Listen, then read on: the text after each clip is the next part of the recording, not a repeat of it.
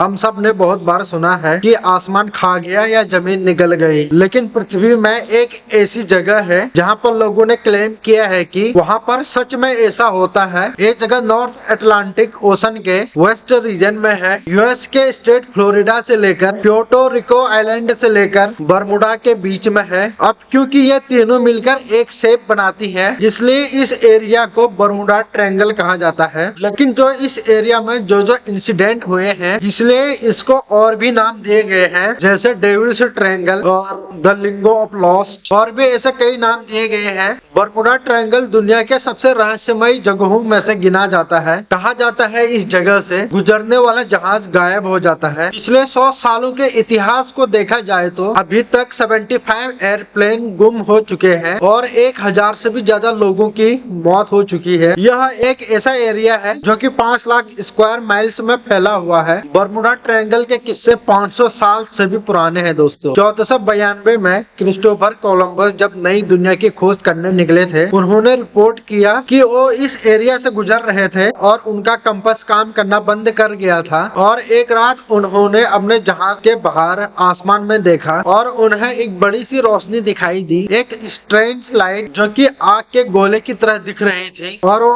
आग का गोला इन्हें आसमान में दिखा, नीचे समुद्र में गिरते हुए। जो ये बरमुडा ट्रायंगल नाम है, इसे पहली बार 1964 में इस नाम का बरमुडा ट्रायंगल नाम का इस्तेमाल किया गया था। एक मैगजीन थी अरगोसी नाम से, विंसेंट एच गद्दिस के नाम के आदमी ने एक आर्टिकल लिखा था और यह पहली बार था जब बरमुडा ट्रायंगल का नाम लिया गया था। इस आर्टिकल में उन्होंने कई घटनाओं के जो पिछले दशकों में हुई थी, इस बरमुडा ट्रायंगल में उन्हें समराइज किया गया था। और यहाँ पर एक मिस्ट्री बनाने की कोशिश की गई थी दोस्तों कि कुछ तो इस समुद्र के एरिया में है जो बहुत ही अजीब है, जिससे इतने विमान और लोग गायब हो गए। और कुछ घटनाओं के बारे में बात करें तो एक घटना हुई थी 1918 में यूएसएस साइक्लोप्स जहाज को लेकर। यूएस नेवी का उस समय का वन ऑफ द बिगेस्ट और one of the fastest ship जो इन्होंने बनाया था अमेरिका के नेवी के लिए। ये बहुत ही इम्पोर्टेंट एसेट था तब जब अमेरिका ने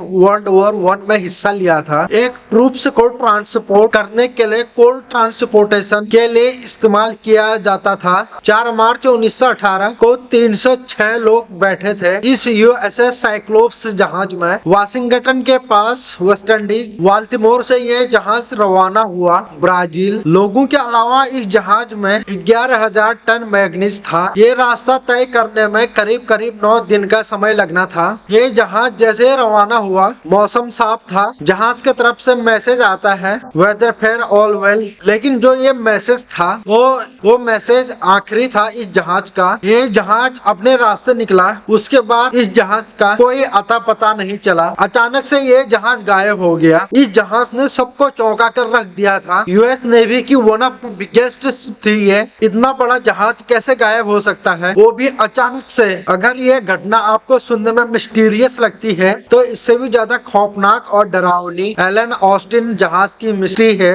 साल 1881 में एक 200 फीट लंबा जहाज एलन ऑस्टिन नाम से लंदन से न्यूयॉर्क जा रहा था। बड़ी आम बात है, उस टाइम पर रास्ते में एलन ऑस्टिन को एक अनजान जहाज दिखाई देता है, एक अनआइडेंटिफाइड जहाज बरमुडा ट्रायंगल के पास। बाहर से देखने में ये जहाज बिल्कुल नॉर्मल लग रहा था, लेकिन इसके अंदर इंसान का कोई नामो निशान भी नहीं था, कोई क्रू ही नहीं था इसके अंदर लोगों का। तो ऐसे में एलन ऑस्टिन के कैप्टन ने सोचा जरा इस जहाज में जाकर देखता हूँ कि क्या हुआ है यहाँ पर। पहले तो उन्होंने 2 दिन तक इंतजार किया उस जहाज के पास अपना जहाज लगाकर पायलट के द्वारा सामान छीनकर भाग जाए। तो यह चीज तो इस जहाज के साथ तो बिल्कुल नहीं हुई। जो भी वैल्यूएबल चीजें थी इस जहाज के अंदर वो सब कुछ सही सलामत थी। इसी रीजन से एलन ऑस्टिन के कैप्टन ये फैसला लेते हैं कि इसमें अपने कुछ क्रू मेंबर को इस जहाज में भेज देते हैं और दोनों जहाजों को लेकर आगे बढ़ते हैं। पहले तो 2 दिन तक ये जहाज साथ साथ आगे आराम से बढ़ते रहते हैं और फिर अचानक तूफान आ जाता है और दोनों के रास्ते अलग अलग हो जाते हैं और गायब हो जाता है वो अनजान जहाज। तूफान खत्म होने के बाद एलन ऑस्टिन के कैप्टन उस जहाज को ढूंढने की कोशिश करते हैं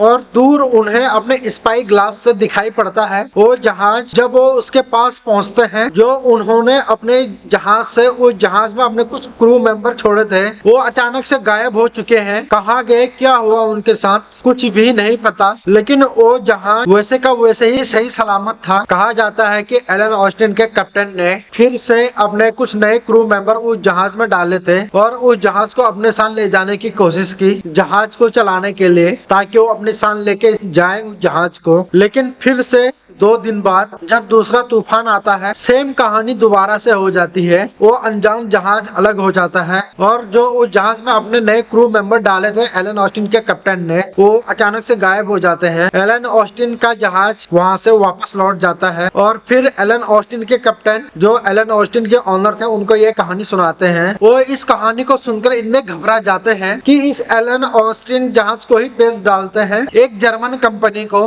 जिसके बाद एलन ऑस्टिन का नाम बदलकर एक मेटा रख देती है जर्मन कंपनी। है ना दिलचस्प कहानी और लेजेंडरी कहानी, क्योंकि ये कहानी इतनी पुरानी है इसलिए ये लेजेंडरी है। इस कहानी को ठीक से वेरीफाई करना पॉसिबल नहीं है दोस्तों, क्योंकि इतिहास जितना पुराना होते जाता है उसे ठीक से वेरीफाई करना और भी ज्यादा मुश्किल हो जाता है। बर्मुडा ट्रायंगल के पीछे क्या कारण है, अचानक यहाँ पर जहाज क्यों गायब हो जाते हैं, क्यों लोग गायब हो जाते हैं अचानक से, इसको लेकर कई थ्योरी बनाई गई है। कुछ लोग ब्लेम करते हैं एलियंस पर कि एलियंस ने आकर इस जहाज को और इन विमानों को अपने साथ लेके चले गए होंगे। और कुछ लोग कहते हैं इस समुद्र के नीचे सी मॉन्स्टर होता है जिसने इन चीजों को, और कुछ लोगों का कहना है कि यहाँ पर समुद्र ही इस तरह का है इसलिए यहाँ जहाज अंदर गिर जाते हैं। लेकिन हम इन थ्योरीज को नहीं मानते हैं जो कि एक मनगढ़ंत होती है। हम साइंटिफिक में यकीन रखते हैं तो एक एक करके बताते हैं क्यों अचानक से यहाँ पर जहाज और लोग गायब हो जाते हैं यहाँ पर पहुँचने के बाद, इस बर्मुडा ट्रायंगल के पास पहुंचने में। तो शुरू करते हैं। पहला है मैग्नेटिज्म। धरती पर जो north pole, magnetic north pole, वो 2 अलग अलग पॉइंट्स होते हैं। जब हम कंपास से नॉर्थ पोल के डायरेक्शन में देखते हैं तो मैग्नेटिक नॉर्थ पोल की तरफ की जो पॉइंट से कर रहा होता है कंपास, और लेकिन जो एक्चुअली में नॉर्थ पोल और ज्योग्राफिक नॉर्थ पोल कितना डिफरेंट है वो आप इस फोटो में देख सकते हैं पीछे, जहाँ पर आमतौर पर लोगों का कंपास काम करना बंद कर देता है। तो आमतौर पर लोग अपने कंपास का इस्तेमाल करते हैं। जो लोग पुराने टाइम से करते आ रहे हैं वो इस चीज को काउंट में लेते हैं। लेकिन धरती पर कुछ ऐसे एरिया है जहां से कंपास का इस्तेमाल करेंगे तो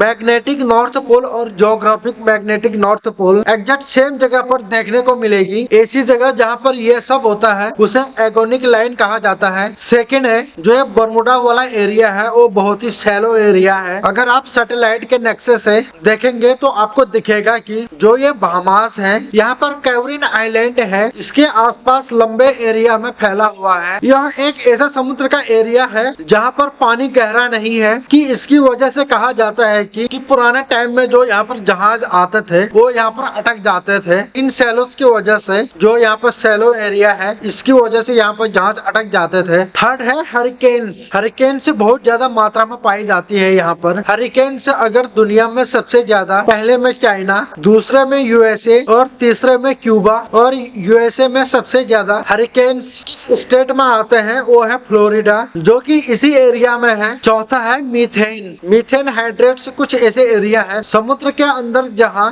बहुत मात्रा में मीथेन हाइड्रेट पाई जाती है। ऑस्ट्रेलिया में साइंटिस्ट ने कुछ लेबोरेटरी एक्सपेरिमेंट किए कि उन्होंने देखा कि जो मीथेन के बबल्स होते हैं पानी में ज्यादा मात्रा में, तो पानी की डेंसिटी कम हो जाती है और जो बॉयंसी होती है वो जहाज को मेंटेन नहीं कर पाती है। ऐसे में जहाज पानी के अंदर डूब जाएगा तो फ्लोट करना चीजों के लिए और भी आसान बनता जाता है। यही चीज रिवर्स में हो रही है। अगर पानी मीथेन में है तो इसे मड वोल्केनोज कहते हैं, इसलिए जहाज अंदर की तरफ डूबता चला जाता है। यहाँ से गुजरने वाले जहाज क्यों गायब हो जाते हैं इस पर कई रिसर्च हुई है लेकिन अभी तक कोई भी पुख्ता सबूत सामने नहीं आया है, इसलिए इसे मिस्टीरियस बर्मुडा ट्रायंगल माना जाता है। उम्मीद है दोस्तों यह वीडियो भी आपको पसंद आई होगी। अगर हमारे चैनल में नए हैं तो प्लीज हमारे चैनल को सब्सक्राइब कर दीजिए और भी ऐसे इन्फॉर्मेशन वीडियो के लिए हमारे साथ बने रहे। जल्दी मिलते हैं दोस्तों ऐसे शानदार वीडियो के साथ, तब तक के लिए बहुत बहुत धन्यवाद।